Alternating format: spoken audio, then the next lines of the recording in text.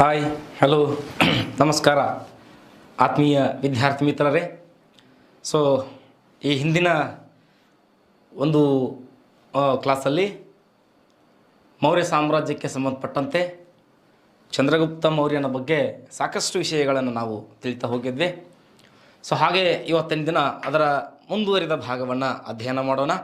So very very very important chapter. So Ashoka ಚಕ್ರವರ್ತಿಯ ಬಗ್ಗೆ ಇವತ್ತಿನ ದಿನ ಇರ್ತದೆ.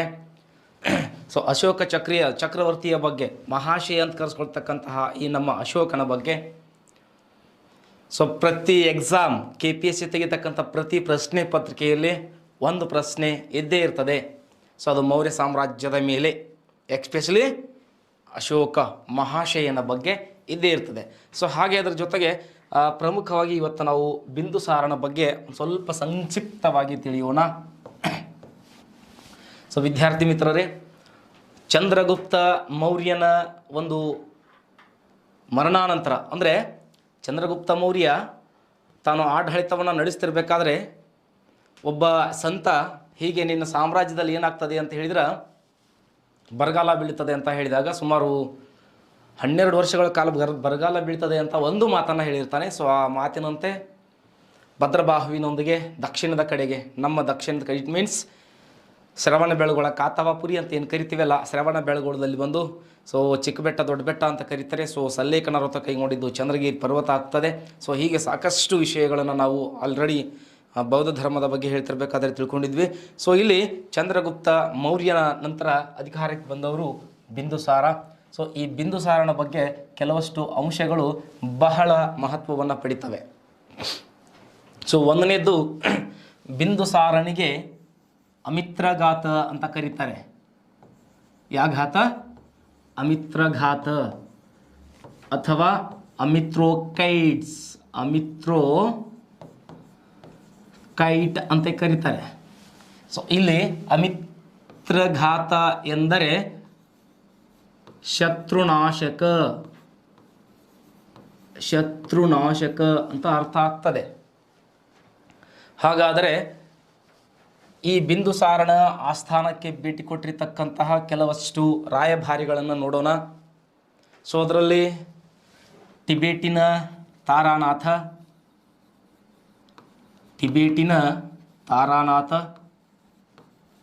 ಸೊ ಇವನು ರಾಯಭಾರಿಯಾಗಿ ಬಿಂದುಸಾರನ ಆಸ್ಥಾನಕ್ಕೆ ಬಂದಿರತಕ್ಕಂಥದ್ದು. ಸೊ ಇನ್ನು ಮತ್ತೊಬ್ಬರು 1ನೇ ಆಂಟಿಯೋಕ್, ಸಿರಿಯಾ ಸಾಮ್ರಾಜ್ಯದ 1ನೇ ಆಂಟಿಯೋಕಸ್ನ ರಾಯಭಾರಿಯಾಗಿ ಡೈಮೋಕಸ್ ಅಥವಾ ಡಮಾಸ್ಕಸ್ ಅಂತ ಕರೀತಾರೆ ಕೆಲವಷ್ಟು ಕಡೆಗೆ. ಸೊ ಇನ್ನು ಹಾಗೆ ಮತ್ತೊಬ್ಬಾತ ಗ್ರೀಕ್ ಟಾಲೆಮಿಯ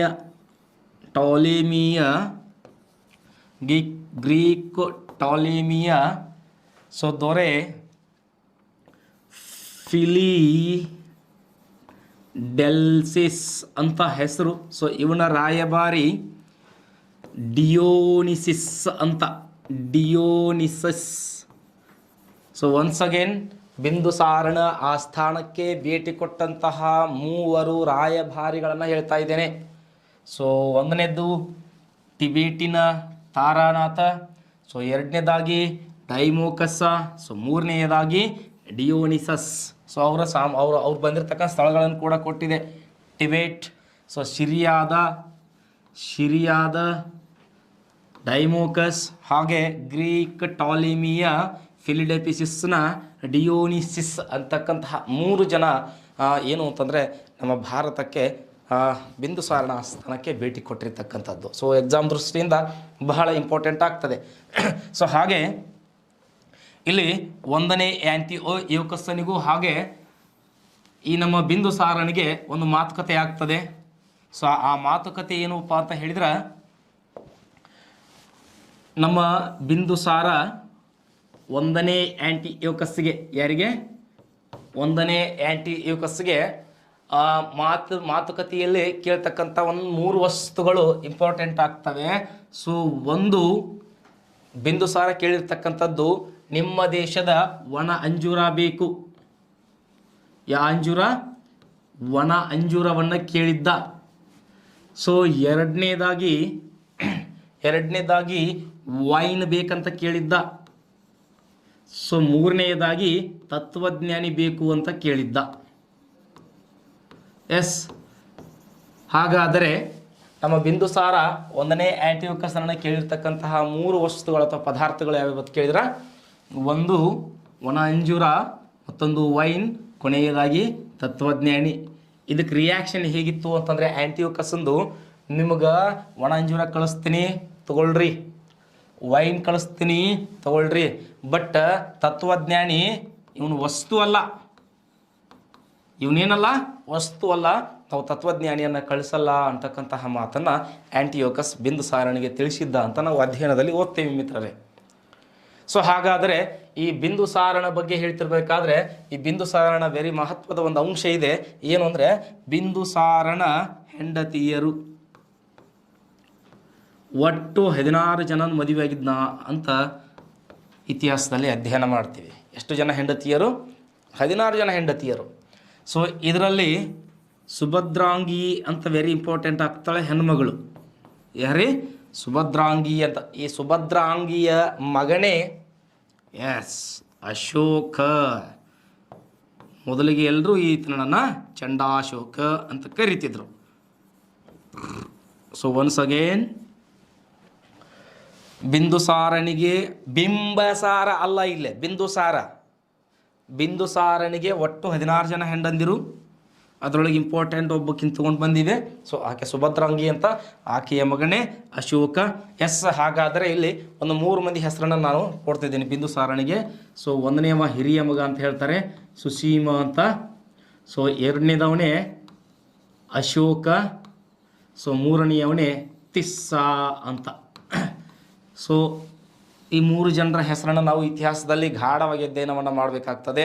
ಸೊ ಇಲ್ಲಿ 1ನೇಯದಾಗಿ ಬಿಂದುಸಾರ ಬದುಕಿದ್ದಾಗಲೇ ಸುಸೀಮನನ್ನು ಉತ್ತರಾಧಿಕಾರಿ ಅಂತ ಘೋಷಣೆ ಮಾಡಿದ್ದ. ಸೊ ಆದರೆ ಇಲ್ಲಿ ಅಧಿಕಾರಕ್ಕಾಗಿ ಅಶೋಕ ಪ್ರಯತ್ನಿಸ್ತಾ ಇದ್ದ.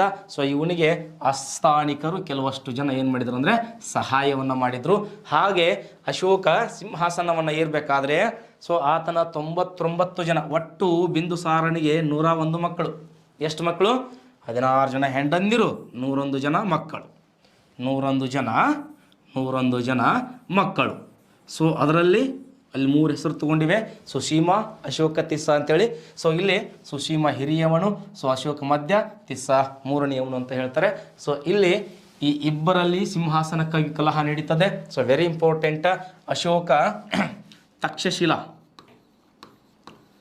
ಮತ್ತು ಉಜ್ಜಯಿನಿ ರಾಜ್ಯಪಾಲನಾಗಿದ್ದ. ಏನಾಗಿದ್ದ? ರಾಜ್ಯಪಾಲನಾಗಿದ್ದ. ಸೊ ಈ ತಕ್ಷಶಿಲಾ ಉಜ್ಜಯಿನಿಯ ರಾಜ್ಯಪಾಲನಾದ ಈ ಅಶೋಕ ಸೊ ಮುಂದೆ ಹೇಗೆ ಚಕ್ರವರ್ತಿ ಆದ ಅನ್ನೋದೊಂದು ರೋಚಕ ಘಟನೆ. So very interesting story. So ಅಶೋಕನಿಗೆ ಸಹಾಯವನ್ನು ಮಾಡಿರ್ತಕ್ಕಂಥ ಏಕೈಕ ಸಹೋದರ ಯಾರು ಅಂತ ಕೇಳಿದರೆ ತಿಸ್ಸ ಅಂತ ಇರ್ತದೆ. ಎಸ್, ಹಾಗಾದರೆ ಅಶೋಕ ಮಹಾಶಯ.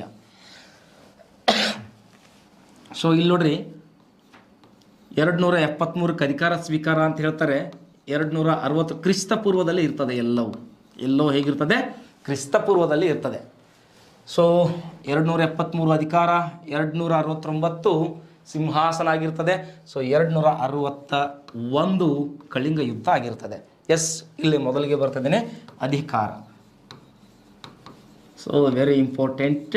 ಇಲ್ಲಿ ನೋಡ್ರಿ, ಒಟ್ಟು ತನ್ನ 99 ಜನ ಸಹೋದರರನ್ನು ಸಾಯಿಸಿದಂತಹ ಅಶೋಕನಿಗೆ ಚಂಡಾಶೋಕ ಅಂತ ಕರೀತಾರೆ. ಯಾವುದಕ್ಕಾಗಿ? ಅಧಿಕಾರ ಅಥವಾ ಆಡಳಿತಕ್ಕಾಗಿ. ಅಧಿಕಾರಕ್ಕಾಗಿ ಅಥವಾ ಆಡಳಿತಕ್ಕಾಗಿ ಎಷ್ಟು ಜನರನ್ನು ಕೊಂದ ಅಂತಂದರೆ 99 ಜನರನ್ನು ಕೊಂದ. ಎಸ್, ಹಾಗಿದ್ದರೆ ಸಿಂಹಾಸನ ಅಂತ ಬರ್ತದಲ್ಲ, ಇಲ್ಲೊಂದು ನಿಯಮ ಇದೆ. ಸಿಂಹಾಸನ ಅಂತ ಬರ್ತದೆ. ಏನು ಅಂತಂದರೆ, ಈ ಮೌರ್ಯ ಸಾಮ್ರಾಜ್ಯದಲ್ಲಿ 24 ವರ್ಷ ಆಗುವವರೆಗೂ, ಎಷ್ಟು ವರ್ಷ ರೀ? 24 ವರ್ಷ ಆಗುವವರೆಗೂ ಏನಾಗಿರಲಿಲ್ಲ ಅಂದರೆ ಸಿಂಹಾಸನವನ್ನು ಏರುವಂಗಿಲ್ಲ ಅಂತ ಒಂದು ಕಡೆಗೆ ಹೇಳ್ತಾರೆ. ಸೊ ಇನ್ನೊಂದು ಕಡೆಗೆ ಹೇಳ್ತದೆ ಏನು ಅಂದರೆ ಈ 99 ಜನ ಇದ್ರಲ್ಲ ಅವ್ರನ್ನ ಕೊಲ್ಲಲಿಕ್ಕೆ ಏನಾಯಿತು ಅಂದರೆ 4 ವರ್ಷ ಕಾಲ ಹಿಡಿಯಿತು ಅಂತ ಹೇಳ್ತಾರೆ. 4 ವರ್ಷಗಳು ಬೇಕಾಯಿತು ಅಂತ ಹೇಳ್ತಾರೆ. ಸೊ ಹಾಗಾದರೆ ಅಶೋಕ ಸಿಂಹಾಸನವನ್ನು ಏರಬೇಕಾದ್ರೆ ಒಟ್ಟು ಕೊಂದಂಥ ಸಂಖ್ಯೆ ಎಷ್ಟು ರೀ? ತನ್ನ ಸಹೋದರರು 99 ಜನ. ಎಷ್ಟು ವರ್ಷಗಳ ಅವಧಿ ತೊಗೊಂಡಾನ್ರಿ? 4 ವರ್ಷಗಳ ಒಂದು ಅವಧಿಯನ್ನು ತಗೊಂಡಾನ. ಸೊ ಹಾಗಾದರೆ ಅಶೋಕ ಸಿಂಹಾಸನವನ್ನು ಏರಿದ್ದು ಯಾವ ವರ್ಷ, ಎಷ್ಟನೇ ವರ್ಷಕ್ಕೆ ಅಂತ ಕೇಳಿದ್ರೆ 24ನೇ ವರ್ಷಕ್ಕೆ. ಸೊ ಹಾಗಾದರೆ ಇಲ್ಲಿ ಕಳಿಂಗ ಯುದ್ಧ ಅಂತ ಹೇಳಿದೆ. ಸೊ ಅಶೋಕ ಇಲ್ಲಿಗೆ ಬರಬೇಕಾದ್ರೆ ಇನ್ನೂ ಏನಾಗಿದ್ದ ಅಂದರೆ ಅಶೋಕನಾಗಿರಲಿಲ್ಲ, ಚಂಡಾಶೋಕನೇ ಆಗಿದ್ದ. ಇಷ್ಟು ಕ್ರೂರಿಯಾಗಿದ್ದ ಅಂತಂದರೆ ತನ್ನ ಸಹೋದರರನ್ನೇ ಬಿಟ್ಟಿಲ್ಲ. ಅಂದಮೇಲೆ ಈ ನಮ್ಮ ಅಖಂಡ ಭಾರತವನ್ನು ಆಳ್ತಕ್ಕಂತಹ ಮೊದಲನೇ ಸಾಮ್ರಾಜ್ಯ ಇದಾಗಿತ್ತು ಅಂತ ಹೇಳ್ತಾ ಇದ್ದೆ. ಸೊ ಇಲ್ಲಿ ಬರ್ತಕ್ಕಂತಹ ಈ ಕಳಿಂಗ ಅಥವಾ ಒಡಿಸ್ಸಾ ಅದು ಒಂದು ಉಳ್ಳದದ, ಮಗಧದ ಬಾಜುನಾದ, ಮಗಧದ ಹತ್ತಿರವೇ ಅದ. ಸೊ ಈ ಒಂದು ಸಾಮ್ರಾಜ್ಯವನ್ನು ಗೆಲ್ಲಲಿಕ್ಕೆ ಆಗಿರಲಿಲ್ಲ ಅವರಿಗೆ. ಸೊ ಅದೊಂದು ಗೆದ್ದುಬಿಟ್ರೆ ಅಖಂಡ ಭಾರತವನ್ನು, ಒಟ್ಟು ಭಾರತವನ್ನು ಆಳಿರ್ತಕ್ಕಂಥ ಸಾಮ್ರಾಜ್ಯ ನಂದು ಎನಿಸ್ಕೊಳ್ತದ ಅಂತ ತಿಳ್ಕೊಂಡು ಸೊ 261 ಕ್ರಿಸ್ತಪೂರ್ವ 261ರಲ್ಲಿ ಅಶೋಕ ಕಳಿಂಗ ಯುದ್ಧವನ್ನು ಮಾಡ್ತಾನೆ. ಸೊ ಅತಿ ರೋಚಕ ಇಂಟ್ರೆಸ್ಟಿಂಗ್ ಕೆಲವಷ್ಟು ಪಾಯಿಂಟ್ನ ಇಲ್ಲಿ ಹೇಳ್ತಾ ಹೋಗ್ತಾನೆ. ಸೊ ಒಂದನೇದ್ದು ನೆನಪಿರಲಿ, ಕೆಲವಷ್ಟು ಪುಸ್ತಕದಲ್ಲಿ ಯಾರ್ಯಾರು ಅಂತ ಕೊಟ್ರ ಕಾರವೇಲ ಅಂತ ಕೊಡ್ತಾರ. ಯಾವೆಲ್ಲ ರೀ? ಕಾರವೇಲ ಅಂತ ಕೊಡ್ತಾರೆ. ನಾನು ಓದಿದ ಪ್ರಕಾರ ಅನಂತ ಪದ್ಮನಾಭನ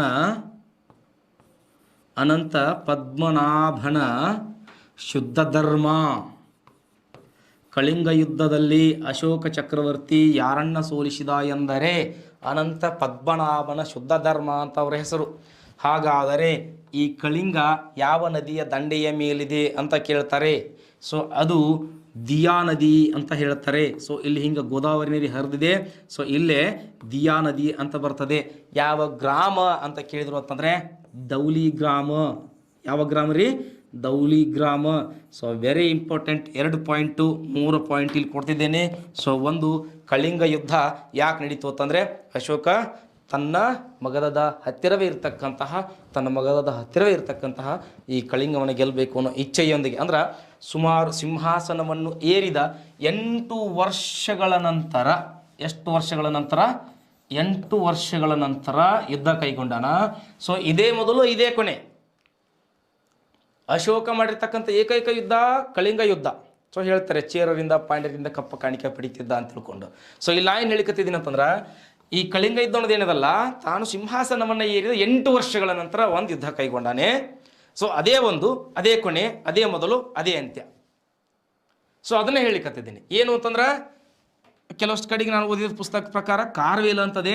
ಇನ್ನು ಕೆಲವಷ್ಟು ಕಡೆಗೆ ಕಳಿಂಗ ಯುದ್ಧದಲ್ಲಿ ಯಾರನ್ನು ಎದುರಿಸಿದ ಅಂತಂದರೆ ನಾನು ಹೇಳ್ತಿದ್ದೀನಿ ಒನ್ಸ್ ಅಗೇನ್, ನೀವು ಬೇಕಾದರೆ ಅಂದು ನೋಡಿ, ಅನಂತ ಪದ್ಮನಾಭನ ಶುದ್ಧ ಧರ್ಮ. ಸೊ ಕೆಲವಷ್ಟು ಪುಸ್ತಕದಲ್ಲಿ ಇದಷ್ಟೇ ಇದೆ, ಶುದ್ಧ ಧರ್ಮ ಅಂತಿದೆ.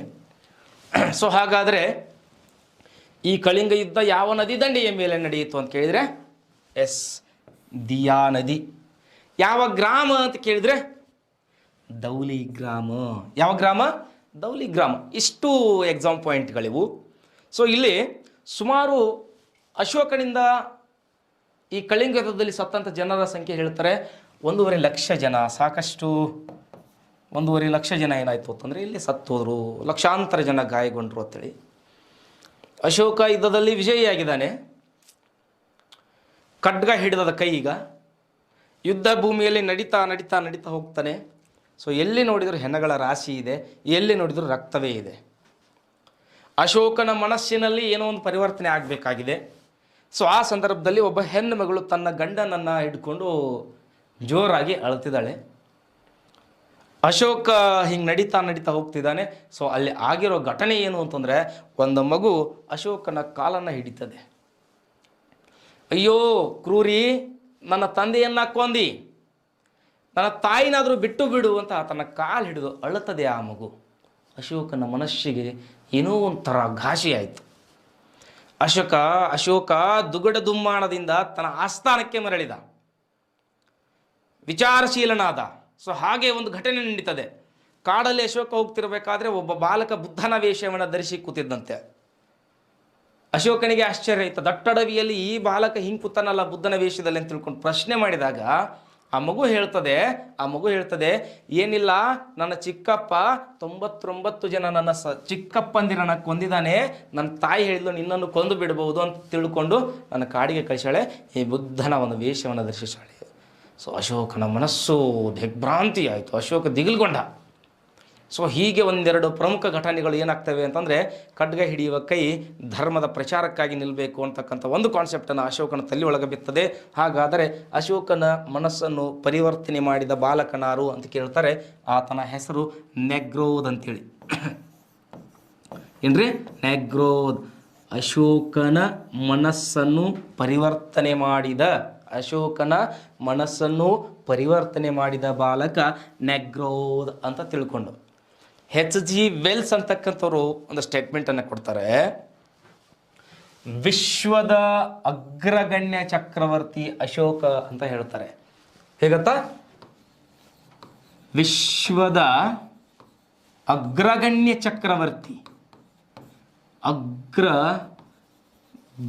ಚಕ್ರವರ್ತಿ ಯಾರೆಂದರೆ ಅಶೋಕ ಅಂತ ಸ್ಟೇಟ್ಮೆಂಟ್ ಮಾಡ್ತಾರೆ. ಸೊ ಹಾಗೆ ವಿಜಯದ ಕೈ ಯಾವ ಕಡೆ ಹೋಗ್ತದೆ ಅಂದರೆ ವೈರಾಗ್ಯದ ಕಡೆಗೆ ಹೋಗ್ತದೆ ಅಂತ ಹೇಳ್ತಾರೆ. ವಿಜಯದ ಕೈ ವೈರಾಗ್ಯದೆಡೆಗೆ. ಎಷ್ಟು ಪದಗಳಲ್ಲಿ ಲೋಡಿದೆ ನೋಡ್ರಿ. ವಿಶ್ವದ ಅಗ್ರಗಣ್ಯ. ಸೊ ಇಲ್ಲಿ ಬರೆದಿರ್ತಕ್ಕಂತಹ ಮಹಾಶಯ.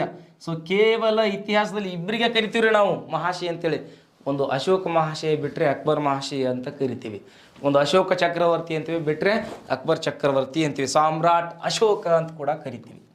ಸೊ ಇಂಥ ಒಬ್ಬ ನಮ್ಮ ಭಾರತ ದೇಶದಲ್ಲಿ ಹುಟ್ಟಿರ್ತಕ್ಕಂತಹ ಮಹಾನ್ ಧೀಮಂತ ಈ ಅಶೋಕ ಚಕ್ರವರ್ತಿಯ ಬಗ್ಗೆ ಇನ್ನೂ ಸಾಕಷ್ಟು ವಿಷಯಗಳಿದ್ದಾವೆ.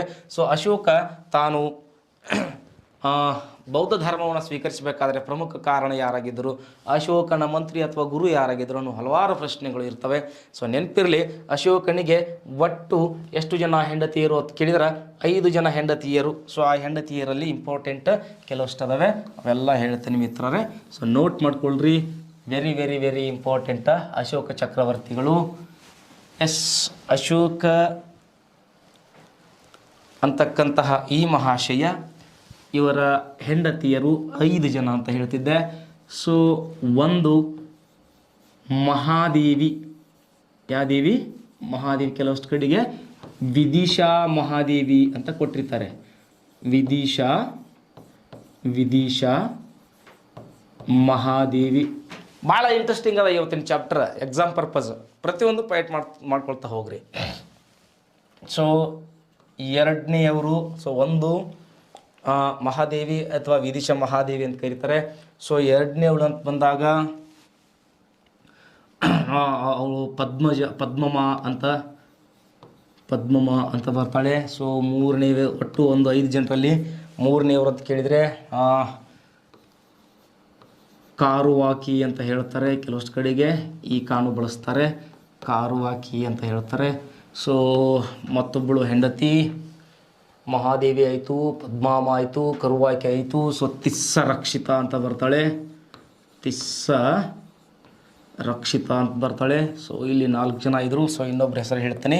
ಸೊ ಇಲ್ಲೇ ಮಹಾದೇವಿ ಯಾವುದಕ್ಕೆ ಇಂಪಾರ್ಟೆಂಟ್, ಸೊ ಕುರುವಾಕಿ ಯಾವುದಕ್ಕೆ ಇಂಪಾರ್ಟೆಂಟ್, ಸೊ ಹಾಗೆ ತಿಸ್ಸ ರಕ್ಷಿತ ಯಾವುದಕ್ಕೆ ಇಂಪಾರ್ಟೆಂಟು.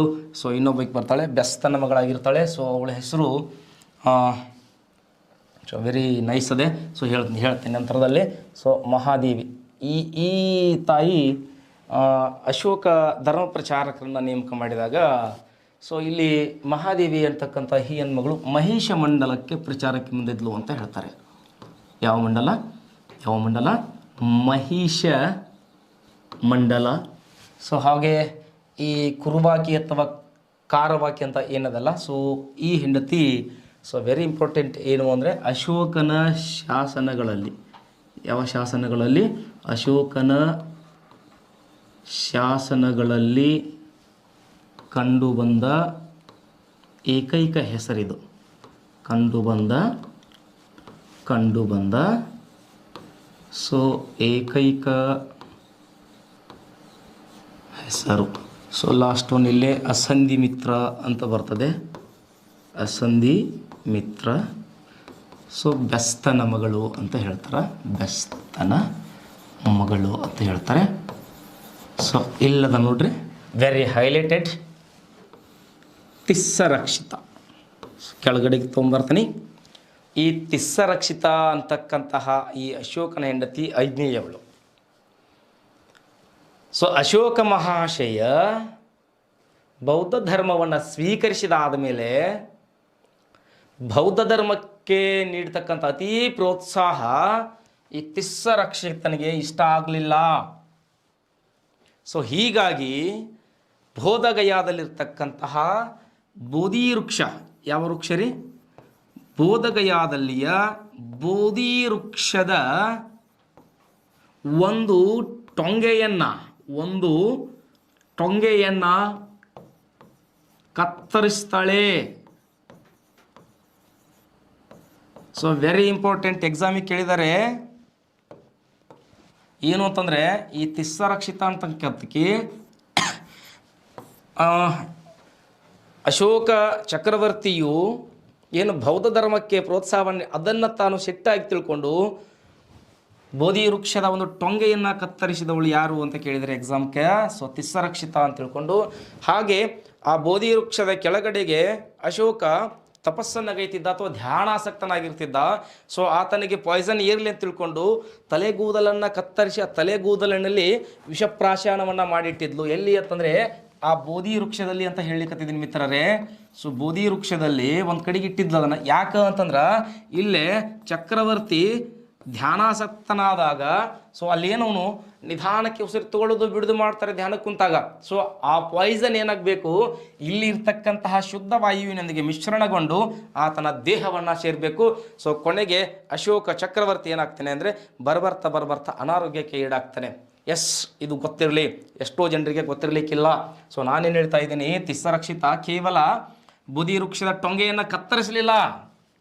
ಸೊ ಜೊತೆಗೆ ಅಲ್ಲಿ ಹೋಗಿ ಕೊಡ್ತಕ್ಕಂಥ ಅಶೋಕ ಆ ನಿಧಾನಕ್ಕೆ ಏನಾಗಬೇಕು ಅಂತಂದರೆ ಅವನ ದೇಹವನ್ನು ಆ ವಿಷ ಸೇರಬೇಕು, ಆ ರೀತಿಯಾಗಿರ್ತಕ್ಕಂಥ ಒಂದು ಉಪಾಯವನ್ನು ಮಾಡಿರ್ತಾಳೆ ತಿಸ್ಸರಕ್ಷಿತ. ಸೊ ಅದಕ್ಕೆ ಈ ತಿಸ್ಸರಕ್ಷಿತ ಇಂಪಾರ್ಟೆಂಟ್ ಆಗ್ತಾಳೆ. ಸೊ ಹಾಗೆ ಬೆಸ್ತನ ಮಗಳು ಯಾರಂತ ಕೇಳಿದ್ದಾರೆ ಕೆಲವಷ್ಟು ಟೈಮು, ಅಸಿಂಧ ಮಿತ್ರು ಅಂತಿರ್ತಾಳೆ. ಶಾಸನಗಳಲ್ಲಿ ಕಂಡು ಬರ್ತಕ್ಕಂಥ ಏಕೈಕ ಅಶೋಕನ ಹೆಂಡತಿಯ ಹೆಸರು ಯಾವುದಂದರೆ ಕರ್ವಾಕಿ ಅಥವಾ ಕಾರುವಾಕಿ ಅಂತ ಕರೀತಾರೆ. ಕೆಲವಷ್ಟು ಕಡೆ ಕರವಟಕಿ ಅಂತ ಕರೆದಾರೆ, ಕರವಟಕಿ ಅಂತಲೂ ಕೂಡ ಓದಿದ್ದೀನಿ ಪುಸ್ತಕಗಳಲ್ಲಿ. ಸೊ ಯಾವುದಿದೆ ಅದನ್ನು ನೋಡ್ಕೊಳ್ರಿ. ಹಾಗೆ ಪದ್ಮಮ್ಮ ಮತ್ತು ಮಹಾದೇವಿ. ಸೊ ಈ ಮಹಾದೇವಿ ಯಾಕೆ ಇಂಪಾರ್ಟೆಂಟ್ ಆಗ್ತಾಳೆ ಅಂತಂದರೆ ಸೊ ಅಶೋಕನ ಮಕ್ಕಳು ಅಂತ ಬರ್ತಾರೆ ನೋಡ್ರಿ, ಶ್ರೀಲಂಕಾಕ್ಕೆ ಬೌದ್ಧ ಧರ್ಮದ ಪ್ರಚಾರಕ್ಕೆ ಹೋಗ್ತಾರಲ್ಲ. ಸೊ ಮಹೇಂದ್ರ ಮತ್ತು ಸಂಘಮಿತ್ರೆ. ಮಹೇಂದ್ರ ಸಿಂಗ್ ಧೋನಿ ಅಲ್ಲ, ಮಹೇಂದ್ರ ಮತ್ತು ಸಂಘಮಿತ್ರೆ. ಯಾರ ಮಕ್ಕಳು ಅಂದರೆ ಮಹಾದೇವಿಯ ಮಕ್ಕಳು, ವಿದಿಶಾ ಮಹಾದೇವಿ ಅಂತ ಕೂಡ ಕರೀತಾರೆ. ಸೊ ಹಾಗಾದರೆ ಸರ ಅಶೋಕ್ ಬೌದ್ಧ ಧರ್ಮಕ್ಕೆ ಹೋದ ಅನ್ಲಿಕ್ಕತ್ತಿದ್ದೀರಿ. ಅಶೋಕರನ್ನ ಬೌದ್ಧ ಧರ್ಮಕ್ಕೆ ಕರ್ಕೊಂಡು ಹೋದವ್ರು ಯಾರು ಅಂತಂದರೆ ಉಪಗುಪ್ತನಾಗಿರ್ತಾನೆ. ಮೊಗ್ಗಲಿ ಪುತ್ರ ತಿಸ್ಸ ಅಂದಿವಿ ನೋಡ್ರಿ, 3ನೇ ಬೌದ್ಧ ಸಮ್ಮೇಳನದೊಳಗೆ. ಸೊ ಅಲ್ಲಿ ಉಪಗುಪ್ತನು ಕೂಡ ಇರ್ತಾನೆ. ಎಸ್, ಹಾಗಿದ್ದರೆ ಈ ಉಪಗುಪ್ತ ಬೌದ್ಧ ಧರ್ಮಕ್ಕೆ ಕರೆದೊಯ್ದರೆ ಸೊ ಇಲ್ಲಿ ರಾಧಾಗುಪ್ತ ಅಂತ ಬರ್ತಾರೆ. ಯಾವ ಗುಪ್ತ? ರಾಧಾ ಗುಪ್ತ, ಭಾಳ ಇಂಪಾರ್ಟೆಂಟು. ಅಶೋಕನ ಪ್ರಸಿದ್ಧ ಮಂತ್ರಿ ಅಂತ ಕರೀತಾರೆ. ಅಶೋಕ ಚಕ್ರವರ್ತಿಯ ಪ್ರಸಿದ್ಧ ಮಂತ್ರಿ ಅಂತ ಕರೀತಾರೆ. ಜೊತೆಗೆ ಅಶೋಕನ ಗುರುವು ಕೂಡ ಇವರೇ ಆಗಿದ್ದರು. ಸೊ ಒನ್ಸ್ ಅಗೇನ್ ಅಶೋಕ ಚಕ್ರವರ್ತಿಗಳನ್ನು ಬೌದ್ಧ ಧರ್ಮಕ್ಕೆ ಕರೆದೊಯ್ದವರು ಉಪಗುಪ್ತನಾದರೆ ಅಶೋಕ ಚಕ್ರವರ್ತಿಯ ಪ್ರಸಿದ್ಧ ಮಂತ್ರಿ ಮತ್ತು ಗುರು ಯಾರಾಗಿದ್ದರು ಎಂದರೆ ಉಪಗುಪ್ತನಾಗಿದ್ದ. ಸೊ ಹಾಗಾದರೆ ಅಶೋಕನನ್ನು ನಾವು ಮಹಾಶಯ ಎನ್ನಲಿಕ್ಕೆ ಪ್ರಮುಖ ಕಾರಣ ಏನು? ಸೊ ಅಶೋಕ ಚಕ್ರವರ್ತಿ ಹೊರಡಿಸಿದಂತಹ ಶಾಸನಗಳೇ ಹೇಳ್ತವೆ. ಈತ ಕೊಟ್ಟಿದೆ, ಮಸ್ಕಿ ಶಾಸನದಲ್ಲಿದೆ, ಪ್ರಿಯದರ್ಶಿ ಅಂತ ಕೊಟ್ಟಿದೆ. ಎಲ್ಲರಿಗೂ ಗೊತ್ತು ಪ್ರಿಯದರ್ಶಿ, ದೇವನಾಂಪಿಯ ಎಷ್ಟು ಚಂದ ಅದ ನೋಡ್ರಿ, ದೇವನಾಂಪಿಯ ಪ್ರಿಯದರ್ಶಿ ಅಶೋಕ ರಾಜಸ ಅಂತದ ಇಲ್ಲಿ. ಸೊ ಅದನ್ನು ಯಾರು ಓದಿದರು, ಯಾವ ವರ್ಷ ಓದಿದರು? ಸೊ ಮೊದಲಿಗೆ ಅಶೋಕನ ಶಾಸನಗಳನ್ನು ಓದಿದವರು ಯಾರು? ಶಾಸನಗಳ ಪಿತಾಮಹ ಅಂತ ಯಾಕೆ ಕರೆದ್ರು? ಸುಮಾರು 54 ಶಾಸನಗಳು, 54 ಶಾಸನಗಳು ಅಶೋಕ ಚಕ್ರವರ್ತಿಯು ಸಿಕ್ಕಿದವೆ. ಸೊ ಯಾವ್ಯಾವ ಸ್ಥಳಗಳಲ್ಲಿ ಸಿಕ್ಕಿದೆ, ಸೊ ಆ ಶಾಸನಗಳಲ್ಲಿ ಏನೇನಿದೆ, ಬಂಡೆಗಲ್ಲು ಶಾಸನಗಳಂತ ಬರ್ತವಲ್ಲ, ಒಟ್ಟು ಪ್ರಮುಖವಾಗಿ 5 ಶಾಸನಗಳನ್ನು ನಾವು ವಿಭಾಗ ಮಾಡ್ತೀವಿ. ಸೊ ಒಂದು, ಅವುಗಳ ಭಾಷೆ ಏನಂತ ನೆನಪಿರಲಿ. ಅಶೋಕನ ಶಾಸನಗಳು ಬ್ರಾಹ್ಮಿ ಲಿಪಿಯಲ್ಲಿವೆ. ಯಾವ ಲಿಪಿಯಲ್ಲಿವೆ? ಬ್ರಾಹ್ಮಿ ಲಿಪಿಯಲ್ಲಿವೆ. ಅಶೋಕನ ಶಾಸನಗಳು ಖರೋಷ್ಠಿ ಲಿಪಿಯಲ್ಲಿವೆ. ಅಶೋಕನ ಶಾಸನಗಳು ಅರಾಮಿಕ್ ಲಿಪಿಯಲ್ಲಿವೆ. ಅಶೋಕನ ಶಾಸನಗಳು ಗ್ರೀಕ್ ಭಾಷೆಯಲ್ಲಿವೆ. ಸೊ ಇಲ್ಲಿ ಪ್ರಾಕೃತ ಭಾಷೆ, ಯಾವ ಭಾಷೆ? ಪ್ರಾಕೃತ ಭಾಷೆಯ ಬ್ರಾಹ್ಮಿ ಲಿಪಿ ಅಂತ ಹೇಳ್ತಾರೆ. ಸೊ ಹಾಗಾದರೆ ಇಲ್ಲಿ ಬ್ರಾಹ್ಮಿ ಲಿಪಿಯಲ್ಲಿದ್ದ ಶಾಸನಗಳು, ಖರೋಷ್ಠಿ ಲಿಪಿಯಲ್ಲಿದೆ, ಅರಾಮಿಕ್ಕಲ್ಲಿದೆ, ಗ್ರೀಕಲ್ಲಿದೆ. ಈ ಶಾಸನಗಳ ಬಗ್ಗೆ ತಿಳಿಬೇಕಾಗ್ತದೆ. ಸೊ ಹಾಗೆ ಈ ಅಶೋಕನ ಶಾಸನಗಳನ್ನು ವಿಂಗಡಣೆ ಮಾಡಿದಾಗ, ನಮ್ಮ ಅಶೋಕ ಮಹಾಶಯನ ಶಾಸನಗಳನ್ನು ವಿಂಗಡಣೆ ಮಾಡಿದಾಗ ಸುಮಾರು 5 ರಿಂದ 6 ಭಾಗವಾಗಿ ವಿಂಗಡಣೆ ಮಾಡ್ಬೋದು. ಒಂದು, ಮೂಲ ಶಾಸನಗಳು, ಮೂಲ ಶಿಲಾಶಾಸನಗಳು ಅಂತ ವಿಂಗಡಣೆ ಮಾಡ್ತದೆ. ಸೊ 2 ಗೌಣ ಶಿಲಾಶಾಸನಗಳು. ಬರ್ಕೊಳ್ರಿ ಮಿತ್ರರೇ, ಬರ್ಕೊಳ್ರಿ, ವೆರಿ ಇಂಪಾರ್ಟೆಂಟ್ ಚಾಪ್ಟರ್ ಅದೇ. ಸೊ ಹಾಗೆ ಗೌಣ ಸ್ತಂಭ ಶಾಸನಗಳು ಅಂತ ಬರ್ತವೆ. ಸೊ ಹಾಗೆ 4ನೇದ್ದು ಸ್ತಂಭ ಶಾಸನಗಳು ಅಂತ ಬರ್ತವೆ. ಸೊ 5ನೇದ್ದು ಸ್ಮರಣ ಶಾಸನಗಳು ಅಂತ ಬರ್ತವೆ. ಸ್ಮರಣ ಶಾಸನಗಳು ಅಂತ ಬರ್ತವೆ. ಸೊ ಲಾಸ್ಟ್ ಬಣ್ಣ ಗುಹಾ ಶಾಸನಗಳು ಅಂತ ಬರ್ತವೆ. ಗುಹಾಶಿಲಾ ಶಾಸನಗಳು ಅಂತ ಬರ್ತವೆ. ಸೊ ಹೀಗಾಗಿ ಅಶೋಕ್ ಮಹಾಶಯರನ್ನು ಶಾಸನಗಳ ಚಕ್ರವರ್ತಿ ಅಂತ ಕರೀತಾರೆ, ಸ್ವಕಥನಕಾರ ಅಂತ ಕರೀತಾರೆ. ಯಾರಿಗೆ? ಸೊ ಅಶೋಕ ಮಹಾಶಯನಿಗೆ. ಸೊ ಹಾಗೆ ಇಲ್ಲಿ 1ನೇ ಪಾಯಿಂಟ್ ಏನದೆ, ಮೂಲ ಶಿಲಾಶಾಸನಗಳ ಬಗ್ಗೆ ತಿಳಿತಕ್ಕಂಥದ್ದು. ಒನ್ಸ್ ಅಗೇನ್ ಹೇಳಿಕತ್ತಿದ್ದೀನಿ, ಶಾಸನಗಳ ಭಾಷೆ ಒಂದು ಬ್ರಾಹ್ಮಿ ಇದೆ, ಖರೋಷ್ಠಿ ಇದೆ, ಅರಾಮಿಕ್ ಇದೆ, ಗ್ರೀಕ್ ಇದೆ. ಸೊ ಈಗ ಕೇಳ್ತಾರೆ ಅಶೋಕನ ಶಾಸನಗಳು ಯಾವ್ಯಾವ ಭಾಷೆಯಲ್ಲಿವೆ ಅಂತ ತಿಳ್ಕೊಂಡು ಯಾವುದಾದ್ರೂ ಒಂದು ಬೇರೆ ಅದನ್ನು ಹಾಕ್ಯಾಸ ಆಪ್ಷನ್ ಹಾಕಿ ಕೊಟ್ಬಿಡ್ಬೋದು. ಸೊ ಯಾವುದಾಗಿರಲಿಲ್ಲ ಅಂತ ಕೇಳಿಬಿಡ್ಬೋದು. Okay, S. ಹಾಗಿದ್ರೆ ಇಲ್ಲಿ ನಮ್ಮ ಸ್ಲೈಡಲ್ಲಿ ಕೊಟ್ಟಿದ್ದೀನಿ, ವೆರಿ ಮಹತ್ವದ ಅಂಶಗಳನ್ನು ತಿಳ್ಕೊಂಡು ಸ್ಲೈಡಲ್ಲಿ ಕೊಟ್ಟಿದ್ದೀನಿ. ಸೊ ಯಾಕಂದರೆ ಕೊನೆಯಲ್ಲಿ ಇವುಗಳನ್ನು ನೋಡಿಸ್ಬೇಕ್ರಿ ಸರ್ ಅಂತ ಸುಮಾರು ವಿದ್ಯಾರ್ಥಿಗಳು ಏನು ಮಾಡಿದ್ರು ಅಂತಂದರೆ ನನಗೆ ಮೆಸೇಜನ್ನು ಹಾಕಿದ್ರು ವಾಟ್ಸಪ್ಗೆ. ಸೊ ವೆರಿ ಇಂಪಾರ್ಟೆಂಟ್ ಆಗ್ತವೆ ಆ ಮೂಲ ಶಾಸನಗಳಲ್ಲಿ. ಸೊ ಒಂದೊಂದಾಗಿ ನೋಡ್ತಾ ಹೋಗೋಣ. ಮುಖ್ಯ ಶಿಲಾಶಾಸನಗಳು ಅಂತ ಹೆಡ್ಲೈನ್ ಅದೇ. ಸೊ ಹಾಗಾದರೆ ಈ ಮುಖ್ಯ ಶಿಲಾಶಾಸನಗಳ ಬಗ್ಗೆ ಕುರಿತು ಅಧ್ಯಯನ ಕೇಳಿದ್ದೀವಿ ಅಂದ್ರೆ ಸಾಕಷ್ಟು ಸಾರಿ ಪ್ರಶ್ನೆಗಳನ್ನು ಕೇಳಿದ್ದಾರೆ. ಅಶೋಕನ ಅಥವಾ ಅಶೋಕ ಮಹಾಶಯರ 1ನೇ ಶಿಲಾಶಾಸನ ಏನು ಹೇಳ್ತದೆ? ಪ್ರಾಣಿ ಬಲಿ ನಿಷೇಧ. Very important. ತನ್ನ ರಾಜ್ಯದಲ್ಲಿ ಈ ಹಿಂದೆ ಪ್ರಾಣಿ ಬಲಿ ಇತ್ತು ಅಂತ ಅರ್ಥ ಆಗ್ತದೆ. ಅಂದರೆ ದಯೆ ಕರುಣೆಗಳನ್ನು ಹೊಂದಿದ ಅಶೋಕ ಆವಾಗಲೇ ಏನಾಗ್ತಾನೆ? ಮಹಾಶಯನಾಗ್ತಾನೆ. ನೋಡ್ರಿ, ಅಶೋಕನನ್ನು 2ನೇ ಬುದ್ಧ ಅಂತ ಕರೀತಾರೆ. ಅಶೋಕನನ್ನು ಬುದ್ಧ ಚಕ್ರವರ್ತಿ ಅಂತ ಕರೀತಾರೆ. ಸೊ ಅಶೋಕನ ಕಾಲಾವಧಿಯನ್ನು ನೋಡಿ, ಚಂಡಾಶೋಕ ಇದ್ದವ ಅಶೋಕ ಮಹಾಶಯನಾಗ್ತಿದ್ದಾನೆ. ಬುದ್ಧ ಯುಗ ಅಂತ ಕರೀತಾರೆ. ಸೊ ಹಾಗಾದರೆ ಅದಂಥ ಪ್ರಮುಖ ಕಾರ್ಯಗಳನ್ನು ಮಾಡಿರಬೇಕು. ಅವೆಲ್ಲವೂ ಏನಾಗಿರಬೇಕು ಅಂದರೆ ಜಗತ್ತಿಗೆ ಸಾರಿ ಹೇಳಬೇಕು, ನೆನಪಲ್ಲಿ ಉಳಿಬೇಕಂತ ತಿಳ್ಕೊಂಡು ಸೊ ಅವುಗಳನ್ನು ಶಿಲೆಯಲ್ಲಿ ಕೆತ್ತತಕ್ಕಂಥ ಕಾರ್ಯವನ್ನು ಮಾಡ್ತಾರೆ. ಸೊ 1ನೇದ್ದು ಏನು ಅಂತಂದರೆ ಪ್ರಾಣಿ ಬಲಿ ನಿಷೇಧ. ಸೊ ತನ್ನ ಸಾಮ್ರಾಜ್ಯದ ವ್ಯಾಪ್ತಿಯೊಳಗೆ ಯಾರೂ ಏನು ಮಾಡೋಂಗಿಲ್ಲ ಅಂದರೆ ಪ್ರಾಣಿಗಳನ್ನು, ಪಕ್ಷಿಯಾಗಿರಲಿ ಪ್ರಾಣಿಯಾಗಿರಲಿ, ಅವುಗಳನ್ನು ಹಿಂಸಿಸಬಾರ್ದು ಅಂತ ಅರ್ಥ. ಸೊ 2ನೇ ಶಿಲಾಶಾಸನ ಹೇಳ್ತದೆ, ಮನುಷ್ಯ ಮತ್ತು ಪ್ರಾಣಿಗಳಿಗಾಗಿ ದೇಶಾದ್ಯಂತ ಆಸ್ಪತ್ರೆಗಳ ನಿರ್ಮಾಣ ಹೊರಡಿಸ್ತಾನೆ. ಅಶೋಕ ದಮ್ಮದಲ್ಲಿದೆ. ಅಶೋಕ ಚಕ್ರವರ್ತಿಯ ದಮ್ಮದಲ್ಲಿ ಇರ್ತಕ್ಕಂಥವೆಲ್ಲವೂ ಇವು. ಕೈ ಮೇಲೆತ್ತಿ ಹೇಳ್ತಾನೆ ರಾಧಾಗುಪ್ತ ಮಂತ್ರಿ, ಘಂಟಾಘೋಷವಾಗಿ ಓದಿ ಹೇಳ್ತಾನೆ, ನೋಡ್ರಿ, ರಾಜ್ಯದಲ್ಲಿ ಪ್ರಾಣಿ ಬಲಿ ನಿಷೇಧ. ನನ್ನ ರಾಜ್ಯ ವ್ಯಾಪ್ತಿ ವಿದೇಶದವರೆಗೂ, ಎಲ್ಲಿಯವರೆಗೂ ಜನಸಂಖ್ಯೆ ಇದೆ ನನಗೆ ಸಂಬಂಧಪಟ್ಟವರು ಅಲ್ಲಿಯವರೆಗೂ ಅವ್ರಿಗೇನು ಕೂಡ ಆಗಿರಬಾರ್ದು. ಸೊ ಆದ್ರೂ ಕೂಡ ಅವ್ರಿಗೇನು ಧರ್ಮಾಸ್ಪತ್ರೆಗಳು ಅಂತ ಹೇಳ್ತಾರೆ ಇವುಗಳಿಗೆ. ಸೊ ಎಸ್, ಹಾಗೆ ಮೂರನೆಯ ಶಿಲಾಶಾಸನ ಹೇಳ್ತದೆ, ತಂದೆ ತಾಯಿ ಗುರು ಹಿರಿಯರಿಗೆ ಗೌರವ ಕೊಟ್ಟು ಸನ್ಮಾರ್ಗಿಯಾಗಿ ಸ್ವರ್ಗವನ್ನು ಸೇರು.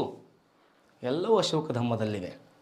ಸೊ ಒನ್ಸ್ ಅಗೇನ್ ಮೂರನೇ ಶಿಲಾಶಾಸನ ಹೇಳ್ತಿದೆ, ತಂದೆ ತಾಯಿಗಳಿಗೆ ಗೌರವಿಸಿ, ಗುರು ಹಿರಿಯರಿಗೂ ಕೂಡ ಗೌರವಿಸಿ. ಸೊ ಆಗಲೇ ನೀವೇನಾಗ್ತೀರಿ ಅಂದ್ರೆ ಸ್ವರ್ಗವನ ಸೇರಲಿಕ್ಕೆ ಸಾಧ್ಯ ಅದ, ನಿಮಗೆ ಪುಣ್ಯ ಪ್ರಾಪ್ತಿ ಆಗ್ತದೆ ಅಂತಕ್ಕಂತಹ ಒಂದು ಭಾವ ಹುಟ್ಟಿಸ್ತಕ್ಕಂಥ ಶಾಸನ ಯಾವುದು ಅಂತ ಕೇಳಿದರೆ ಮೂರನೇ ಶಿಲಾಶಾಸನ. ಎಸ್, ಹಾಗೆ ಮುಂದಿದೆ ನಾಲ್ಕನೇ ಶಿಲಾಶಾಸನ, ಯುದ್ಧದ ಬದಲಾಗಿ ಧರ್ಮ ವಿಜಯ. ಸೊ ಖಡ್ಗ ಹಿಡಿಯುವ ಕೈ ಧರ್ಮಾಚರಣೆಗೆ ನಿಂತಿತ್ತಲ್ಲ, ಸೊ ಅದೇ ಪಾಯಿಂಟು ಇಲ್ಲಿದೆ. So very important exam purpose, very very very important. ಯಾವ ಮೂಲ ಶಿಲಾಶಾಸನದಲ್ಲಿ ಅಥವಾ ಬಂಡೇಗಲ್ಲು ಶಾಸನದಲ್ಲಿ ಧರ್ಮ ಮಹಾಮಾತ್ರರ ನೇಮಕದ ಬಗ್ಗೆ ತಿಳಿಸ್ಕೊಡೋದಿದೆ ಅಂತ ಎಕ್ಸಾಮಿಗಾಗಿದೆ. ಸೊ 5ನೇ ಮೂಲ ಶಿಲಾಶಾಸನದಲ್ಲಿ ಅಶೋಕ ಚಕ್ರವರ್ತಿಯು ತನ್ನ ಆಸ್ಥಾನದಲ್ಲಿ ಧರ್ಮ ಮಹಾಮಾತ್ರರು ಅಂತಕ್ಕಂತಹ ಒಂದು ಆಡಳಿತ ವ್ಯವಸ್ಥೆಯನ್ನು ಇಟ್ಟಿದ್ದ ಅಂತ ತಿಳಿಸ್ತದೆ. ಸೊ ಇನ್ನು 6ನೇ ಶಿಲಾಶಾಸನ ಹೇಳ್ತದೆ ರಾಜನ ಕರ್ತವ್ಯದ ಬಗ್ಗೆ. ಹಾಗಾದರೆ ರಾಜನ ಕರ್ತವ್ಯ ಅಂದ್ರೇನು? ಪ್ರಜೆಗಳು ಯಾವುದೇ ಸಂದರ್ಭದಲ್ಲಿ ಹೇಳ್ತಾನೆ ಅಶೋಕ ಚಕ್ರವರ್ತಿ, ನಾನು ಊಟ ಮಾಡುವಾಗಾದರೂ ಇರಲಿ, ನಾನು ಮಲಗಿದ್ದಾಗಾದರೂ ಇರಲಿ, ನಾನು ಇತರೆ ಕಾರ್ಯಚಟುವಟಿಕೆಯಲ್ಲಿ ಇದ್ದಾಗಲಾದರೂ ಆಗಲಿ, ಪ್ರಜೆಗಳೇ ನಿಮಗೆ ನ್ಯಾಯ ಬೇಕು ಅಂತ ಬಂದ್ರಿ ಅಂತಂದ್ರೆ ಯಾವುದೇ ಸಮಯ ಇಲ್ಲ. ಸೊ ನಾನಿರುವುದೇ ನಿಮಗಾಗಿ, ಅದು ನನ್ನ ಕರ್ತವ್ಯ ಅಂತ ತಿಳ್ಕೊಂಡು ಸೊ ತನ್ನ ಶಿಲಾಶಾಸನಗಳಲ್ಲಿ ಕೆತ್ತಿಸ್ತಾನೆ. ಅದು ಯಾವುದು ಎಷ್ಟು ಅಂತ ಕೇಳಿದರೆ 6ನೇಯದ್ದಾಗಿರ್ತದೆ. ಸೊ ಎಸ್, ಹಾಗೆ ಮುಂದೆ ನೋಡೋಣ. ಸೊ ಎಲ್ಲವನ್ನ ಬರ್ಕೊಳ್ತಿದ್ದೀರಿ ಅಂತ ಅಂದ್ಕೊಳ್ತೇನೆ. 7ನೇ ಒಂದು ಶಿಲಾಶಾಸನದ ಪ್ರಕಾರ ಇದೇ ಇಲ್ಲೇ ಧರ್ಮ ಸಹಿಷ್ಣುತೆ ಅಂತಿದೆ. ಸೊ ಹಾಗಾದರೆ ಅಶೋಕ ಚಕ್ರವರ್ತಿಯು ತನ್ನ ಆಡಳಿತದ ಕಾಲಾವಧಿಯಲ್ಲಿ ಜೈನರಿಗೂ ಬೌದ್ಧರಿಗೂ ನಮ್ಮ ಕೆಲವಷ್ಟು ಶೈವರಿಗೂ ಹಾಗೆ ಆಜೀವಕ ಪಂಥದವರಿಗೆ ಏನಾಗಿದ್ದ ಅಂತಂದರೆ ಸಾಕಷ್ಟು ದಾನ ಧರ್ಮಗಳನ್ನು ಮಾಡಿರ್ತಾನೆ ಅಂತ ಅರ್ಥ. ಎಲ್ಲ ಧರ್ಮಗಳನ್ನು ಅತ್ಯಂತ ಸಹಿಷ್ಣು ಭಾವದಿಂದ ಕಾಣ್ತಿದ್ದು ಅಶೋಕನು. ಹೀಗಾಗಿ ಆತನಿಗೆ ಅಶೋಕ ಮಹಾಶಯ ಅಂತ ಕರೀತಾರೆ. ಸೊ ಇನ್ನು 8ನೇ ಎದ್ದಿದೆ ಧಾರ್ಮಿಕ ಆಚರಣೆಗಳ ನಿಷೇಧ. ಸೊ ಧಾರ್ಮಿಕ ಆಚರಣೆಗಳನ್ನು ನಿಷೇಧ ಮಾಡೋದು ಅಂತಂದರೆ ಅನಾವಶ್ಯಕವಾಗಿ ಪ್ರಾಣಿ ಬಲಿ ಕೊಡ್ತಿದ್ರು, ಅನಾವಶ್ಯಕವಾಗಿ ತಮ್ಮಲ್ಲಿರ್ತಕ್ಕಂಥ ಸಂಪತ್ತನ್ನು ನಾಶ ಮಾಡ್ತಿದ್ರು.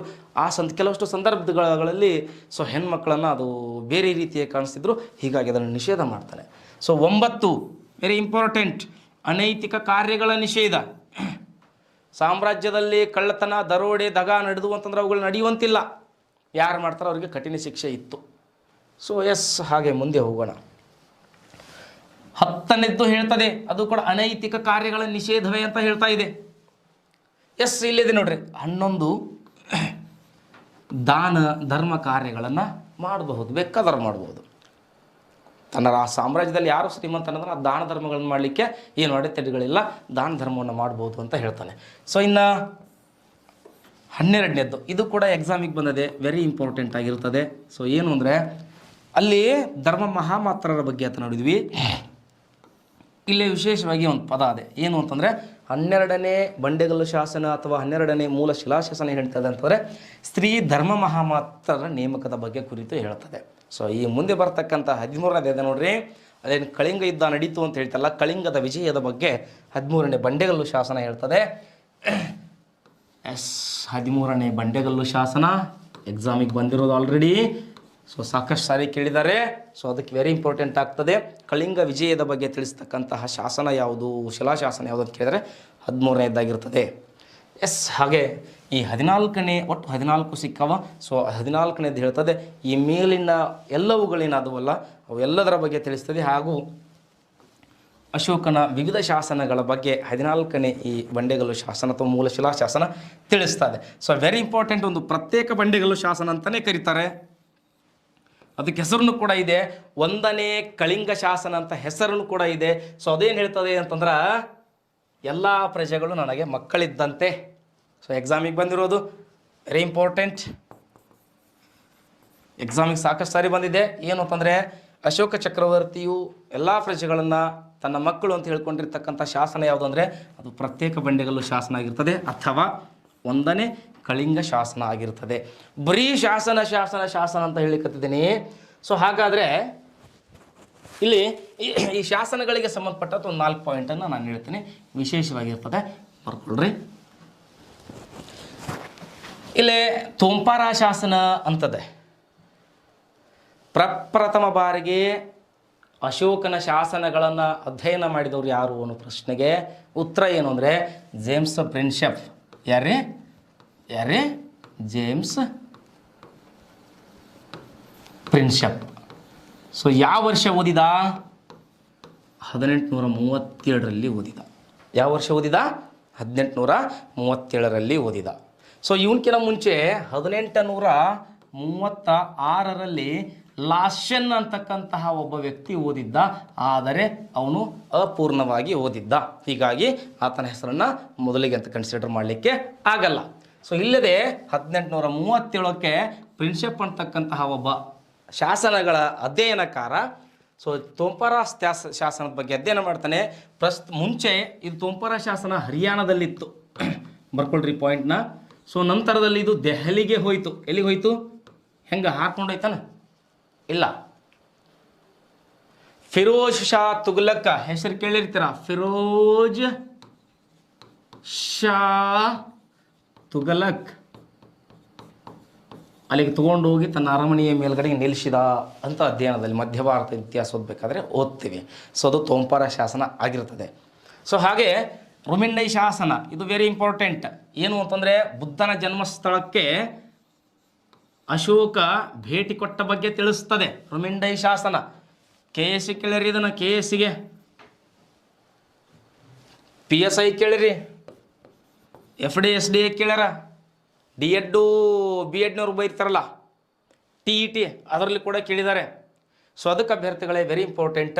ರುಮಿಂಡೈ ಶಾಸನ ಯಾವುದನ್ನು ಕುರಿತು ಹೇಳ್ತದೆ ಅಥವಾ ಏನನ್ನು ಹೇಳ್ತದೆ ಅಂತಂದರೆ ಅಶೋಕ ಚಕ್ರವರ್ತಿಯು ಬುದ್ಧ ಜನಿಸಿದಂತಹ ಸ್ಥಳಕ್ಕೆ ಭೇಟಿ ನೀಡಿದರ ಬಗ್ಗೆ ಕುರಿತು ಹೇಳ್ತದೆ ಅಂತ ಆಗ್ತದೆ. ಹಾಗಿದ್ದರೆ ಈ ಶಾಸನಗಳ ಬಗ್ಗೆ ಒಂದೆರಡು ಸಂಕ್ಷಿಪ್ತ ಮಾಹಿತಿಗಳು. ಶಾಸನಗಳ ಚಕ್ರವರ್ತಿ ಯಾರು? ಅಶೋಕ ಚಕ್ರವರ್ತಿ. ಸೊ ಹಾಗಾದರೆ ಭಾರತೀಯ ಶಾಸನಗಳ ಅಧ್ಯಯನಕಾರ ಅಥವಾ ಪಿತಾಮಹ ಯಾರು ಅಂತ ಯಾರಿಗೆ ಕರೀತಾರೆ? ಬರ್ಕೊಳ್ರಿ, JP ಪ್ಲಿಟ್ ಆಗಿರ್ತಾರೆ. ಯಾರಾಗಿರ್ತಾರೆ? JP ಪ್ಲಿಟ್ ಅಂತ ಹೇಳ್ತಾರೆ. JP ಪ್ಲಿಟ್ ಅಂತ ಹೇಳ್ತಾರೆ. ಭಾರತೀಯ ಶಾಸನಗಳ ಪಿತಾಮಹ ಅಂತ ಕರೀತಾರೆ.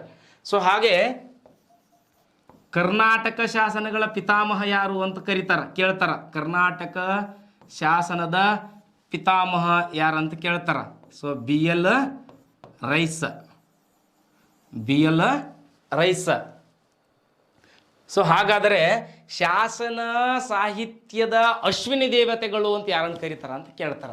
ನೋಡ್ರಿ, ಶಾಸನ ಸಾಹಿತ್ಯದ ಅಶ್ವಿನಿ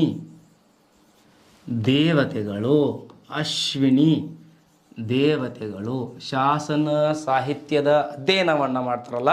ಸೊ ವಿಶೇಷವಾಗಿ ಅವರಿಗೆ ಅಶ್ವಿನಿ ದೇವತೆಗಳು ಅಂತ ಒಂದು ಬಿರುದನ್ನು ಕೊಟ್ಟು ಕೇಳ್ತಿದ್ದಾರೆ. ಸೊ ಅವ್ರು ಯಾರ್ಯಾರು ಅಂತಂದರೆ ಪ್ಲಿಟ್ ಮತ್ತು ರೈಸ್ ಇಬ್ಬರನ್ನು ಸೇರಿ ಶಾಸನ ಸಾಹಿತ್ಯದ ಅಶ್ವಿನಿ ದೇವತೆಗಳು ಅಂತ ಕರೀತಾರೆ. ಸೊ ಅರ್ಥ ಆಯಿತು ಅಂತ ಅಂದ್ಕೊಳ್ತೀನಿ. ಎಕ್ಸಾಮಿಗೆ ಶಾಸನದ ಮೇಲೆ ಬೇಕಾದ ಕೇಳಿ ಅವರು ಭಾರತದ ಶಾಸನದ ಚಕ್ರವರ್ತಿ ಯಾರಂದರೆ ಅಶೋಕ, ಭಾರತ ಶಾಸನದ ಪಿತಾಮಹ ಯಾರು ಅಂತ ಕೇಳಿದರೆ ಪ್ಲಿಟ್ಟ. ಸೊ ಹಾಗೆ ಕರ್ನಾಟಕ ಶಾಸನಗಳ ಪಿತಾಮಹ ಯಾರು ಅಂತ ಕೇಳಿದರೆ BL ರೈಸ. ಅವರಿಬ್ಬರಿಗೆ ಸೇರಿ ಅಂತ ಕರೀತಾರೋ ಅಶ್ವಿನಿ ದೇವತೆಗಳು. ಯಾವುದರ ಅಶ್ವಿನಿ ದೇವತೆಗಳು?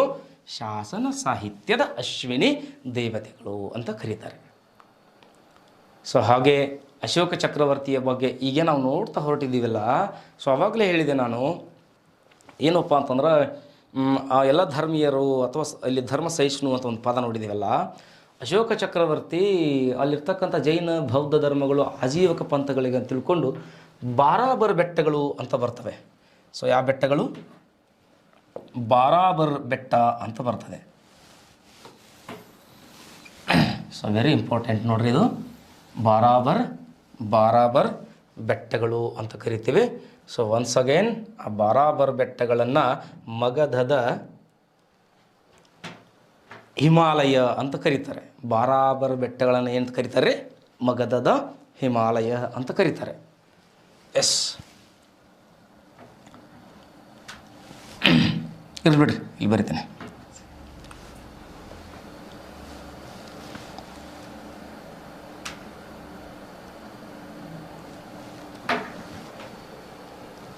ಬಾರಾಬರ್ ಬೆಟ್ಟಗಳು.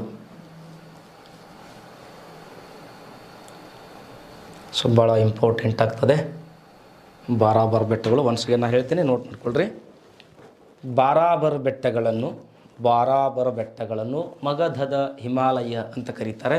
ಸೊ ಅಲ್ಲಿ ಒಂದು ಪ್ರಮುಖವಾಗಿ 4 ಗುಹಾಲಯಗಳಿವೆ. ಆ ಗುಹಾಲಯಗಳಲ್ಲಿ ಶಾಸನಗಳಿವೆ. ಆ ಗುಹಾಲಯಗಳಿಗೆ ಹೆಸರದೆ. ಸೊ ಏನೇನು ಆ ಹೆಸರು ಅಂತಂದ್ರೆ, ಸೊ ಒಂದು ಕರ್ಣಚಪ್ಪರ ಅಂಥೇಳಿ. ಸೊ ಎರಡನೇದ್ದು ಲೋಮನ ಗುಹಾಲಯ. ಸೊ ಒನ್ಸ್ ಅಗೇನ್, ಯಾವ ಚಪ್ಪರ? ಎಸ್, ಒಂದು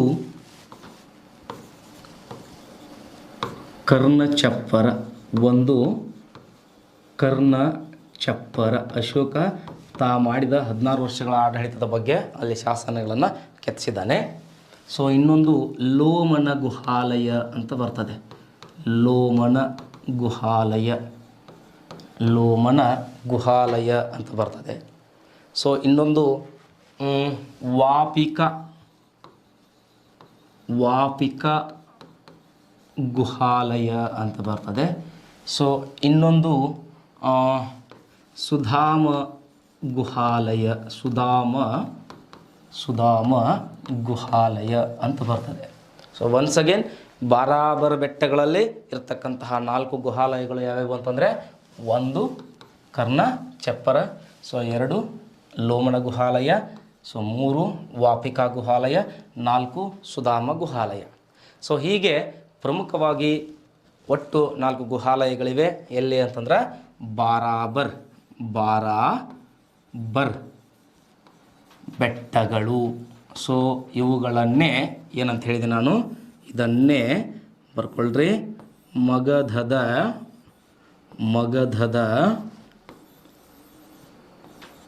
ಹಿಮಾಲಯ ಎಂದು ಕರೆಯುತ್ತಾರೆ. So very important. ಎಲ್ಲರ ಎಕ್ಸಾಮ್ನಾಗ ಕೇಳ್ಯಾರನ್ರಿ, ಅದು ಕೇಳ್ಬೋದು. ಬಾರಾಬರ್ ಬೆಟ್ಟಗಳ ಬಗ್ಗೆ ಕೇಳಿದ್ದಾರೆ. ಸೊ ಮುಂದೊಂದಿನ ಕೇಳ್ಬೋದು, ಮಗಧದ ಹಿಮಾಲಯವೆಂದು ಯಾವ ಬೆಟ್ಟಗಳಿಗೆ ಕರೆಯುತ್ತಾರೆ ಎಂದು. ಸೊ ಆ ಬೆಟ್ಟಗಳು ಬಾರಾಬರ್ ಬೆಟ್ಟಗಳಾಗಿರುತ್ತವೆ. ಸೊ ಇಲ್ಲಿಯವರೆಗೂ ಅಶೋಕನ ಶಿಲಾಶಾಸನಗಳ ಬಗ್ಗೆ ನೋಡಿ ಆಯಿತು. ಸೊ ಆತನ ಹೆಂಡತಿಯ ಬಗ್ಗೆ ನೋಡಿ ಆಯಿತು. ಜೊತೆಗೆ ಸಾಕಷ್ಟು ಅವರ ಪ್ರಮುಖ ಕಾರ್ಯಗಳನ್ನು ನೋಡಿ ಆಯಿತು.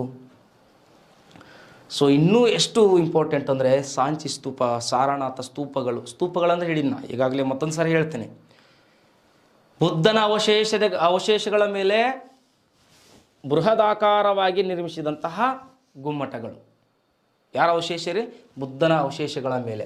ಸೊ ಹಾಗೆ ಇಲ್ಲಿ ನೋಡ್ರಿ, ಗೌಣ ಶಾಸನಗಳಂತ ಬಂದಿದೆ. ಅಲ್ಲಿ ಮಸ್ಕಿ ಶಾಸನ ಓದಿರೋದು ಚಾರ್ಲ್ಸ್ ಬ್ಯಾಡನ್ ಅಂತ ಹೇಳ್ತಾರೆ. ಸೊ 1915ನೇ ವರ್ಷ. ಇನ್ನೂ ಹೇಳ್ತೀನಿ, ಬ್ರಹ್ಮಗಿರಿ ಶಾಸನ, ಸಿದ್ದಾಪುರ, ಜಟಿಂಗರಾಮೇಶ್ವರ ಯಾರು ಓದಿದ್ರು, ಗವಿ ಮಠದ್ದು ಯಾವುದು, ಪಾಲ್ಕಿಗುಂಡ ಯಾರು ಓದಿದ್ರು, ಸೊ ಇವೆಲ್ಲ ಹೇಳ್ತೀನಿ. ಸೊ ಒನ್ಸ್ ಅಗೇನ್, ಮಸ್ಕಿ ಶಾಸನ. ಸೊ ಹೇಳ್ತಾರೆ ಸಿ ಬೆಡನ್ ಅಥವಾ ಚಾರ್ಲ್ಸ್ ಬೆಡನ್ ಅಂತ ಹೇಳ್ತಾರೆ. ಸೊ ಈ ಪುಣ್ಯಾತ್ಮನೆ ಹೇಳಿದ್ದು ಮಸ್ಕಿ ಶಾಸನದಲ್ಲಿ ಏನಿದೆ ಎಂದು, ದೇವನಾಂಪಿಯ ಪ್ರಿಯದರ್ಶಿ ಅಶೋಕ ರಾಜಸ. ದೇವನಾಂಪಿಯ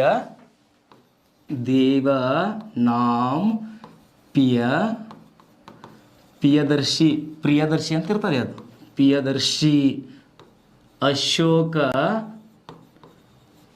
ರಾಜಸ.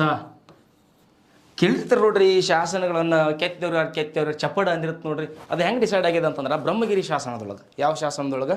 ಬ್ರಹ್ಮಗಿರಿ ಶಾಸನದೊಳಗೆ ಇಷ್ಟು ನೀಟಾಗ್ಯದ. ಅದು ಚಪಡೇನ, ಬರ್ಕೊಳ್ರಿ ಇದನ್ನು, ಚಪಡೇನ ಲಿಖಿತೆ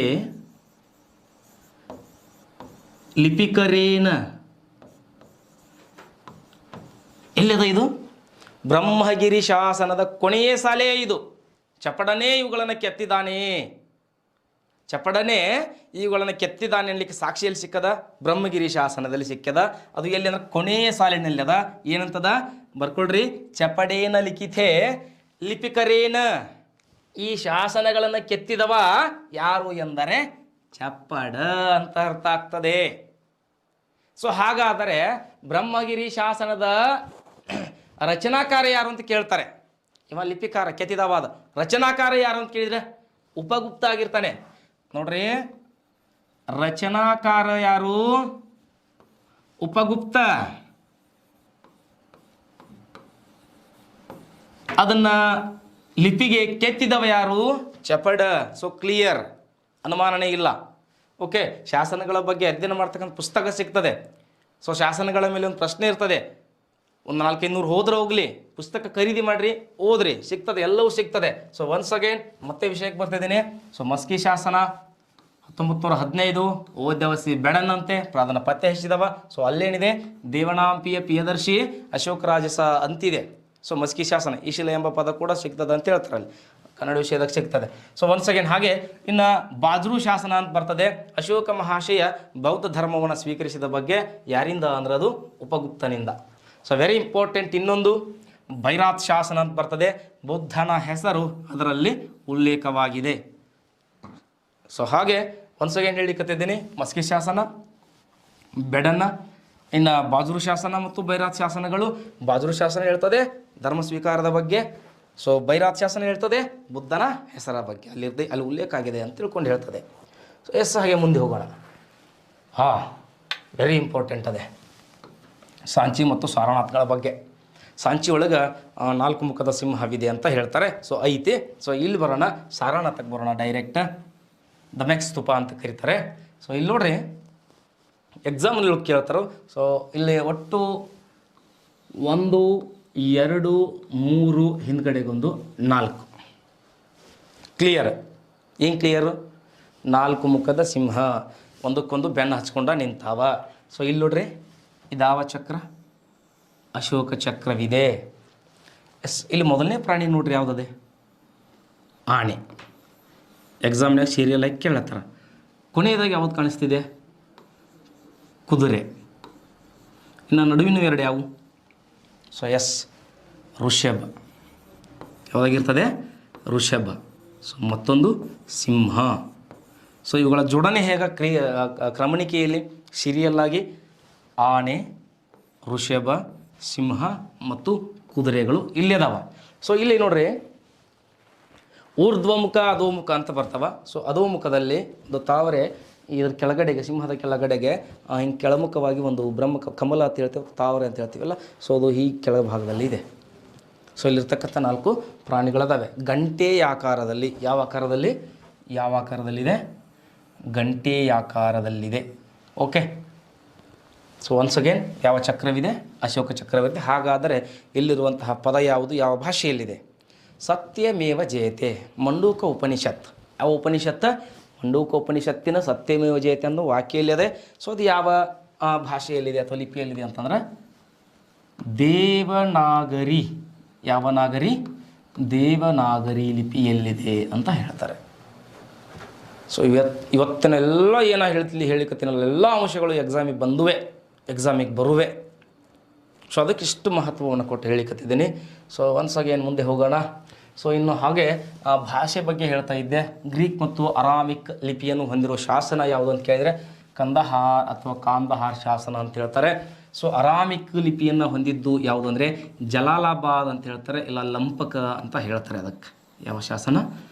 ಲಂಪಕ ಶಾಸನ ಅಂತ ಹೇಳ್ತಾರೆ. ಸೊ ಹಾಗೆ ಖರೋಷ್ಠಿ ಲಿಪಿಯನ್ನು ಹೊಂದಿರತಕ್ಕಂಥದ್ದು ಯಾವ್ಯಾವ ಅಂದರೆ ಮನ್ಷೇರ ಮತ್ತು ಶಹಬಾಜ್ಗಿರಿ. ಸೊ ಹಾಗಾದರೆ ಬ್ರಹ್ಮಗಿರಿ, ಸಿದ್ದರಾಮೇಶ್ವರ, ಸೊ ಜಟಿಂಗರಾಮೇಶ್ವರ, ಮಸ್ಕಿ, ಗವಿಮಠ, ಪಾಲ್ಕಿಗೊಂಡ, ಸೊ ಇವೆಲ್ಲ ಗುಲ್ಬರ್ಗಾದ ಸನ್ನತಿ, ಇವೆಲ್ಲ ಯಾವುವು ಅಂತ ಕೇಳಿದ್ರೆ ಬ್ರಾಹ್ಮಿ ಲಿಪಿ. ಯಾವ ಲಿಪಿ ರೀ ಅವು? ಅವೆಲ್ಲವೂ ಬ್ರಾಹ್ಮಿ ಲಿಪಿಯಲ್ಲಿವೆ. ಕರ್ನಾಟಕದೊಳಗೆ ಕೆಲವಷ್ಟು ಪುಸ್ತಕನಾಗ 14 ಸಿಕ್ಕವಂತ ಕೊಟ್ಟಾರೆ, ಕೆಲವಷ್ಟು ಪುಸ್ತಕನಾಗ 9 ಸಿಕ್ಕವಂತ ಕೊಟ್ಟಾರೆ. ಸೊ ಪ್ರಸ್ತುತ ಎಷ್ಟು ಸಿಕ್ಕಂಗಾಗ್ಯಾವ? 14 ಸಿಕ್ಕಂಗಾಗ್ಯಾವ. ಹಾಗಾದರೆ ಧರ್ಮ ಪ್ರಚಾರಕರ ಬಗ್ಗೆ ನೋಡೋಣ. ಅಶೋಕ ತಾನು ಬೌದ್ಧ ಧರ್ಮವನ್ನು ಸ್ವೀಕರಿಸಿದ ಆದ ನಂತರ, ಅಂದರೆ ಯಾವಾಗಂದ್ರೆ ಕಳಿಂಗ ಯುದ್ಧದ ನಂತರದಲ್ಲಿ ಬೌದ್ಧ ಧರ್ಮವನ್ನು ಸ್ವೀಕಾರ ಮಾಡಿದ, ಧರ್ಮ ಮಹಾಮಾತ್ರರನ್ನು ನೇಮಕ ಮಾಡಿದ. ಸೊ ಅವರ ಮೂಲಕ ಕೆಲವಷ್ಟು ಪ್ರಮುಖವಾಗಿರೋ ಸ್ಥಳಗಳಿವೆ. ಆ ಸ್ಥಳಗಳಿಗೆ ಧರ್ಮ ಪ್ರಚಾರಕ್ಕೆಂದು ಅಶೋಕ ಚಕ್ರವರ್ತಿ ಕಳಿಸ್ತಾನ. ಸೊ ಅದರಲ್ಲಿ ಮೊದಲನೇದಾಗಿ ಅವನ ಮಕ್ಕಳನ್ನು ತಗೊಳ್ಳೋಣ. ಯಾರು ಅಂದರೆ ಮಹೇಂದ್ರ ಮತ್ತು ಸಂಘಮಿತ್ರೆ. ಸೊ ಎರಡನೇದಾಗಿ ತಗೊಳ್ಳೋಣ ಅವನ ಹೆಂಡತಿಯನ್ನು ವಿದಿಶಾ ಮಹಾದೇವಿಯನ್ನು. ಸೊ ಮೂರನೇದಾಗಿ ತಗೊಳ್ಳೋಣ ರಕ್ಷಿತ. ಸೊ ನಾಲ್ಕನೇದಾಗಿ ತಗೊಳ್ಳೋಣ ಮಹಾರಕ್ಷಿತ. ಸೊ ಐದನೇದಾಗಿ ತಗೊಳ್ಳೋಣ ಧರ್ಮರಕ್ಷಿತ. ಭಾಳ ಚಂದ ಈಸಿ ನೆನ್ಪಿಡ್ಬೋದು ಇವನ್ನ, ಧರ್ಮ ರಕ್ಷಿತ. ಸೊ ಮತ್ತೊಬ್ಬರು ತಗೊಳ್ಳೋಣ ಮಹಾಧರ್ಮ ರಕ್ಷಿತ.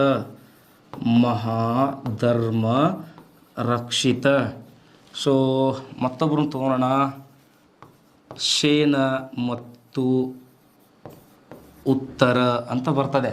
ಸೊ 1 2 3 4 5 6 7 8. ಸೊ ಹೀಗೆ ಎಷ್ಟು ಜನ ಇದ್ದರು. ಸೊ ಮತ್ತು ಕೆಲವಷ್ಟು ಕಡೆಗೆ ಅಶೋಕ್ ಚಕ್ರವರ್ತಿನೂ ಬಂದಿದ್ದ ಅಂತ ಹೇಳ್ತಾರೆ. ಸೊ ಒಂದು ಹೋಗೋಣ,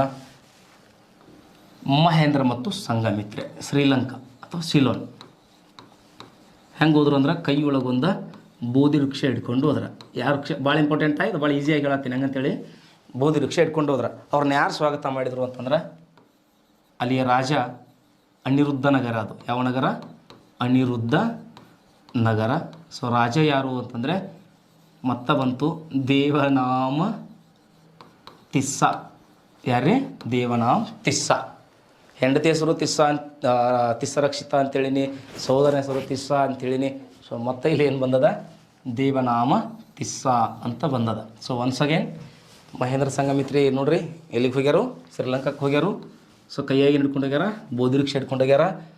ಶ್ರೀಲಂಕಾದ ಯಾವ ನಗರ ಅಂತ ಕೇಳಿದ್ರೆ ಅನಿರುದ್ಧ ನಗರ. ಅವ್ರು ಸ್ವಾಗತ ಮಾಡಿದವರು ಯಾರು ಅಂದರೆ ದೇವನಾಮ ತಿಸ್ಸ.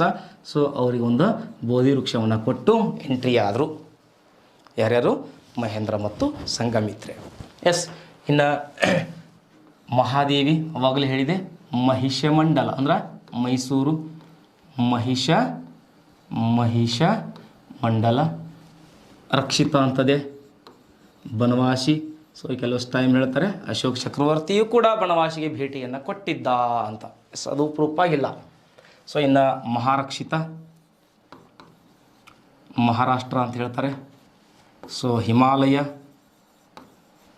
ಸೊ ಮಹಾಧರ್ಮ ರಕ್ಷಿತ ಸೇನಾ ಮತ್ತು ಉತ್ತರ, ಇವರು ಕಾಶ್ಮೀರ ಮತ್ತು ಗಾಂಧಾರ ಅಂತ ಹೇಳ್ತಾರೆ. ಸೊ ಇದ್ರಾಗ ಯಾರು ನೆನ್ಪಿಟ್ರೆ ಚಲೋ ರೀ ನಾವು ಅಂತಂದ್ರೆ ಭಾಳ ಈಸಿ. ಮಹೇಂದ್ರ ಸಂಘಮಿತ್ರೆನ ನೆನ್ಪಿಡ್ರಿ, ಭಾಳ ಈಸಿಯಾಗಿ ನೆನ್ಪಿಡ್ರಿ. ರಕ್ಷಿತನ ಬಗ್ಗೆ ಕೇಳಿದ್ದಾರೆ. ಸೊ ಮಹಾದೇವಿಯ ಬಗ್ಗೆ ಎಕ್ಸಾಮ್ನಲ್ಲಿ ಕೇಳಿದ್ದಾರೆ. ಸೊ ಇನ್ನು ಈ ಸೇನಾ ಉತ್ತರನ ಬಗ್ಗೆ ಸ್ವಲ್ಪ ಇಟ್ಕೊಂಡ್ರೆ ಸಾಕು. ಇಷ್ಟು ಜನ ನಮಗೆ ವೆರಿ ಇಂಪಾರ್ಟೆಂಟ್ ಆಗ್ತಾರೆ. ಧರ್ಮ ಪ್ರಚಾರಕರಾಗಿ ಬಂದಿರತಕ್ಕಂಥವ್ರು, ಹೋಗಿರ್ತಕ್ಕಂಥವ್ರು ಯಾವ ಧರ್ಮವನ್ನು ಪ್ರಚಾರ ಮಾಡಿದ್ರೆ ಅಂದ್ರೆ ಬೌದ್ಧ ಧರ್ಮವನ್ನು ಪ್ರಚಾರ ಮಾಡಿದ್ರು ಅನ್ನೋದು ಇಂಪಾರ್ಟೆಂಟು. ಅದನ್ನು ಕಾನ್ಸೆಪ್ಟಿಗೆ ತಗೊಳ್ರಿ. ಸೊ ಎಸ್, ಹಾಗೆ ಇನ್ನೂ ಕೆಲವಷ್ಟು ಅಂಶಗಳನ್ನು ನೋಡೋಣ. ಕರ್ನಾಟಕದಲ್ಲಿ ದೊರೆತಂತಹ ಶಾಸನದ ಸ್ಥಳಗಳು ಯಾವ್ಯಾವ ಅಂತ ಆವಾಗಲೇ ಮಾತಾಡ್ತಾ ಇದ್ದೆ. ಸೊ ಒಂದು ಬಳ್ಳಾರಿಯ ನಿಟ್ಟೂರು ಮತ್ತು ಉದಯಗುಳ. ಯಾಗುಳ? ಉದಯಗುಳ. ಸೊ ರಾಯಚೂರು. ಯಾವ ಚೂರು? ರಾಯಚೂರು. ರಾಯ ಎಂದರೆ ವಜ್ರದ ಚೂರು, ವಜ್ರದ ನಿಕ್ಷೇಪಿದ್ದು ಹೊತ್ತಲ್ಲಿ ಮೊದಲ. ಸೊ ಇಲ್ಲಿ ಅಂತ ಬಂದ್ರೆ ಮಸ್ಕಿ. ಸೊ ಇನ್ನು ಚಿತ್ರದುರ್ಗ.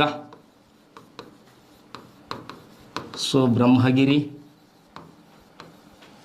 ಸಿದ್ದಾಪುರ, ಜಟಿಂಗ ರಾಮೇಶ್ವರ. ಯಾವ ರಾಮೇಶ್ವರ? ಜಟಿಂಗ್ ರಾಮೇಶ್ವರ. ಸೊ ಕೊಪ್ಪಳ, ಗವಿಮಠ ಮತ್ತು ಪಾಲ್ಕಿಗೊಂಡ. ಯಾಗೊಂಡ? ಮತ್ತು Palkigunda. So last one Gulbarga, Sannati. So 1970ನೇ ವರ್ಷ. ಅವ್ರ ಹೆಸರು ರಾವ್ ಅಂತ ಬರ್ತದೆ. ಸೊ ಹಾಗೆ ಕೊಪ್ಪಳ ಗವಿಮಠ ಮತ್ತು ಈ ಪಾಲ್ಕಿಗುಂಡದ ಅಧ್ಯಯನ ಮಾಡಿದವರು ಯಾರು ಅಂತ ಕೇಳ್ಬೋದು ಎಕ್ಸಾಮಿಗೆ. ಸೊ ಇದ್ರ ಬಗ್ಗೆ ಅಧ್ಯಯನ ಮಾಡಿರ್ತಕ್ಕಂಥವ್ರು ಒಂದಿಬ್ಬರು ಆಗ್ತಾರೆ. ಅವ್ರ ಹೆಸರು ನಾರಾಯಣ ಶಾಸ್ತ್ರಿ ಅಂತ ಒಬ್ಬರು ಇಂಪಾರ್ಟೆಂಟ್ ಆಗ್ತಾರೆ. ಸೊ ಹಾಗೆ ಚಿತ್ರದುರ್ಗ ಈ ಬ್ರಹ್ಮಗಿರಿ ಮತ್ತು ಸಿದ್ದಾಪುರ ಜಟ್ಟಿಂಗ್ ರಾಮೇಶ್ವರ, ಸೊ ಇವುಗಳನ್ನು ನೋಡ್ತಾ ಹೋದರೆ ರಾಯಚೂರು ಅಂತ ಎಲ್ಲರಿಗೂ ಗೊತ್ತಾಗಿದೆ, ಬೆಡನ್ನ. ಸೊ ಇಲ್ಲಿ ರೈಸ, ಸೊ ವಾಪಸ್ ಬಳ್ಳಾರಿ ನಿಟ್ಟೂರ, ಸೊ ರೈಸ್ ಅಂತ ಬರ್ತಾರೆ. ಸೊ ನೋಡೋಣ ಅದರ ನಂತರದಲ್ಲಿ. ಸೊ ಸುಮಾರು ಈ ನಮಗೆ ಈ ಶಾಸನಗಳು ಕರ್ನಾಟಕದಲ್ಲಿ ಸಿಕ್ಕಂಥ ಶಾಸನದ ಸ್ಥಳಗಳಿವು. ಸೊ ಇಲ್ಲಿ ಗವಿಮಠ ಇಂಪಾರ್ಟೆಂಟ್ ಆಗ್ತದೆ. ಸೊ ಎಕ್ಸಾಮಿಗೆ ಕೇಳಿರ್ತಕ್ಕಂಥದ್ದು. ಸೊ ಇವುಗಳನ್ನು ಬರಿತಾ ಇದ್ದೀರಿ ಅಂತ ಅಂದ್ಕೊಳ್ತೀನಿ. ಸೊ ಇವತ್ತಿನ ಈ ಒಟ್ಟು ವಿಷಯಗಳ ಒಂದು ಮನನ ಮಾಡಿದಾಗ ನಮ್ಗೆ ಎಕ್ಸಾಮ್ ಪರ್ಪಸ್ ಅಂತ ಬಂದ್ವಿ ಅಂದ್ರೆ ಒಂದು ಪ್ರಶ್ನೆಗೆ ಒಂದು ಉತ್ತರ ತಗೊಳ್ಳಿಕ್ಕೆ ಸಾಧ್ಯದ. ಸೊ ಇನ್ನೂ ಇದೆ ಏನು ಅಂದರೆ ಮೌರ್ಯ ಸಾಮ್ರಾಜ್ಯದ ಆಡಳಿತದ ಬಗ್ಗೆ ನಾನು ಹೇಳಿಲ್ಲ. ಸೊ ಮೌರ್ಯ ಸಾಮ್ರಾಜ್ಯದ ಆಡಳಿತದ ಬಗ್ಗೆ ನಾನು ಮತ್ತೆ ನಾಳೆ ಕ್ಲಾಸ್ನಲ್ಲಿ ಹೇಳ್ತೇನೆ. ಸೊ ಮಿತ್ರರೇ, ನಿಮ್ಮ ಪ್ರೀತಿ ವಿಶ್ವಾಸ ಹೀಗೆ ನಮ್ಮ ಸಂತೋಷ್ ಲಾಡ್ ಫೌಂಡೇಶನ್ನೊಂದಿಗೆ ಇರಲಿ ಅಂತ ಕೇಳ್ತಾ, ಸೊ ನಾನು ನಿಮ್ಮವ ಮಹಾಂತೇಶ್ ಮತ್ತೆ ನಾಳೆ ನಿಮ್ಮೊಂದಿಗೆ. ನಮಸ್ಕಾರ ಮಿತ್ರರೇ.